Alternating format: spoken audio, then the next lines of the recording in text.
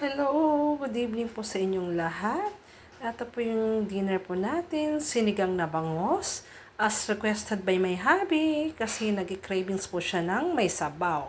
So yan guys, napakasimple lang po ilalagay natin. Naglagay lang po tayo ng onion, tomato, ginger, at syempre mga pampalasang iodized salt, magic sarap, and then pamintang buo. Ganyan lang po kasimple ang pagluluto ng sinigang na bangos. Lagyan na po natin yung gulay. Pecha lang po ilalagay natin. Tsaka yung siling green. Ito siya guys. Oh, ayan. Punong-puno.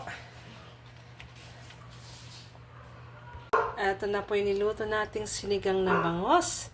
Ano pa bang inaantay natin? I-serve na po natin habang mainit-init pa. Ayan. Kain na po. Ayan guys. Kumakain ng aking hubby.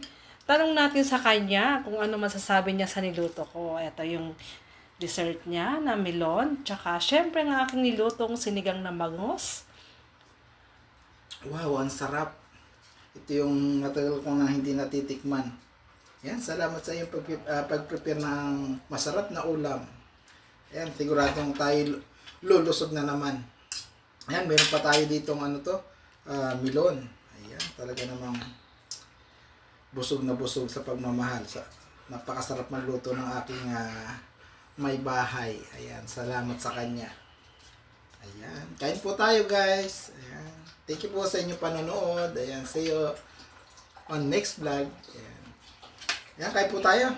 Ayan guys, yan pala yung masasabi ng aking asawa. Ayan, maraming salamat. Nagustuhan mo ang aking nilutong Ayan, sarap. sinigang na bangos. Ayan, enjoy ka dyan pa at magpakabusog ka. Ayan, maraming salamat guys. See you on our next vlog. Bye-bye!